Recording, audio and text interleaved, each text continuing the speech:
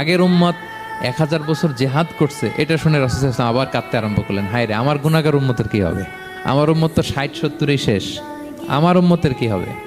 আবার চিন্তিত, আবার কান্নাকাটি। তখন আল্লাহ তাআলা নাজিল করলেন, ইন্না আনসালনাহু ফি লাইলাতিল কদর ওমা আদরাকা মা লাইলাতুল কদর লাইলাতুল কদরি খায়রুম মিন আলফি শাহর। নবী আপনি কাঁদবেন না, ওদেরকে হায়াত দিছি বেশি, কদর দেই নাই।